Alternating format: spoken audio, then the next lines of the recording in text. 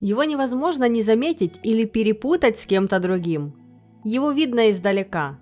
Пятнистое туловище, маленькая голова с милыми мохнатыми рожками на несоразмерно вытянутой шее вызывает лишь умиление и восторг.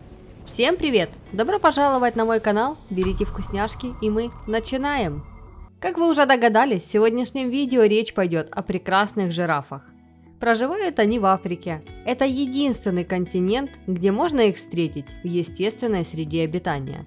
Стадо жирафов или отдельные особи встречаются в южных, южно-восточных областях пустыни Сахара.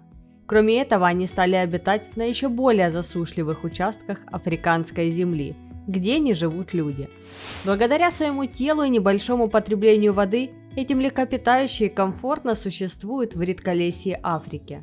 Жираф – весьма необычный представитель фауны. Ни у одного млекопитающего на Земле больше не найти шею такой длины.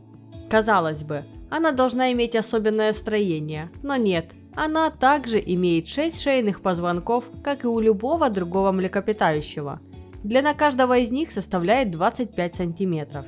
Кровь по шее циркулирует равномерно и с одинаковым давлением, так как у животного анатомически предусмотрены специальные запирающие клапаны.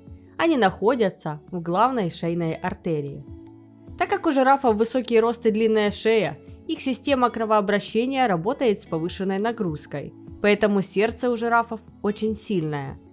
Его сердце весит 12 кг и пропускает 60 литров крови в минуту, создавая давление в 3 раза выше, чем у человека.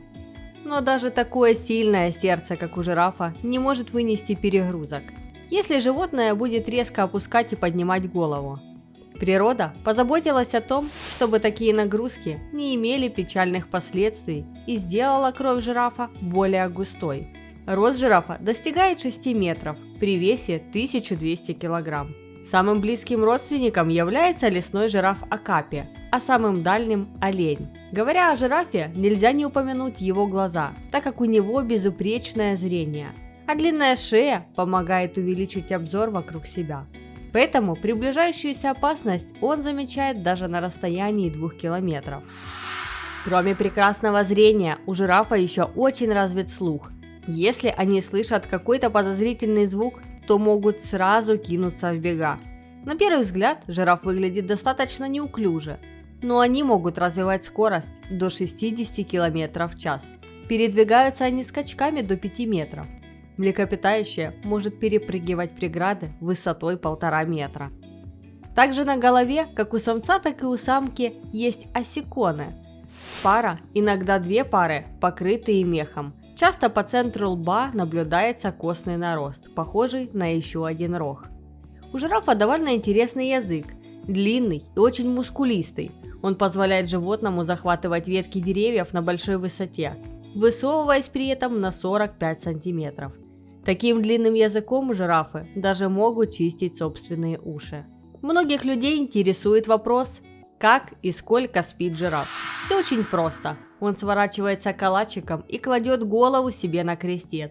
Высота жирафа не позволяет сделать это быстро. Чтобы принять такое положение, млекопитающее сначала должно согнуть ноги. Одна конечность обязательно отводится, при этом в сторону. После чего он принимает удобную позу. Кроме этого, жирафы спят еще и в положении стоя. Сон у длинношеего короткий. Обычно ему достаточно около 10 минут, чтобы поспать. При этом жираф за сутки спит не более 2 часов. Даже ночью он постоянно встает попить водички или перекусить чего-нибудь. Высота жирафа всегда поможет ему найти пропитание. Животное в первую очередь питается сочной акацией. Заменить ее может мимоза или побеги дикого абрикоса.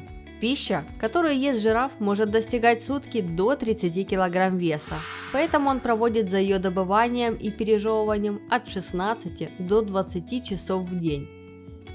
Если съеденные листья достаточно сочные, то животное может на протяжении длительного времени быть без воды.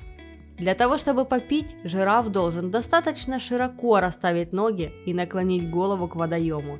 За один такой подход он может выпить 38 литров воды. Жирафы обычно живут поодиночке или небольшими стадами.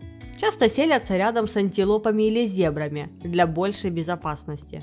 Полигамия – отличительная черта жирафов. Взрослые самцы скрупулезно охраняют свой пятнистый гарем от посягательств со стороны, но в свою очередь с удовольствием спариваются со множеством самок.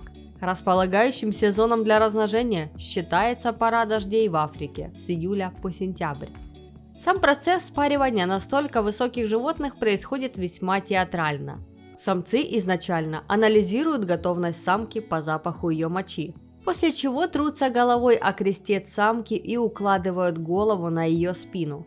Если ухаживания принимаются самкой, она убирает хвост и позволяет самцу подойти к ней. Беременность длится 15 месяцев. Вовремя зачатый детеныш жирафа появляется в сухую стабильную погоду, что позволяет ему спокойно встать на ноги. Рождение происходит стоя, поэтому маленький жираф падает с 2-метровой высоты. Новорожденный детеныш жирафа не имеет рожек, как взрослые особи. На их месте растут черные волосы, под которым расположен хрящик. Со временем хрящ окостеневает и превращается в рожки, которые постепенно растут.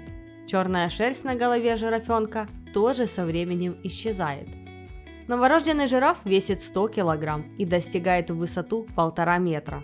А вот продолжительность жизни жирафа в природе составляет примерно 25 лет. Несмотря на столь внушительные размеры и силу, на жирафов все же могут напасть многие хищники, обитающие на тех же просторах Африки. Все-таки наиболее часто случаются нападения на молодых жирафов, которые еще не обладают такой силой, как взрослые. Если жираф хотя бы один раз попадает по цели, у хищника сразу же отпадает охота отобедать, а зачастую они просто погибают от передних мощных копыт. К таким хищникам относятся львы, леопарды, гиены и гиеновые собаки. Чтобы таким хищникам завалить взрослого жирафа, необходимо продемонстрировать все свои охотничьи навыки. Жираф, как самый массовый представитель саванны, отличается миролюбивым характером и прекрасно уживается с людьми. Местные жители лишь изредка охотились на жирафов, использовав по назначению все его части. Мясо употреблялось в пищу, сухожилия шли на изготовление музыкальных инструментов. Из шкуры жирафа получались надежные щиты, из волос кисточки, а из хвоста умельцы делали браслеты. Пока в Африке не появились белые люди, жирафы были распространены по всему африканскому континенту. После их появления численность этих парнокопытных начала существенно сокращаться. Еще совсем недавно на этих животных массово охотились европейцы, безжалостно отстреливая ради удовольствия, организовывав сафари. Результат подобного варварства – уменьшение численности жирафов почти в 2 раза. В наше время охоту на жирафов запретили, но популяция этих уникальных животных продолжают сокращаться, но теперь уже по причине того, что их вытесняют из привычных мест обитания. Спасибо вам, что досмотрели этот выпуск до конца, подписывайтесь на канал и жмякайте большой палец вверх. Берегите природу и всем пока!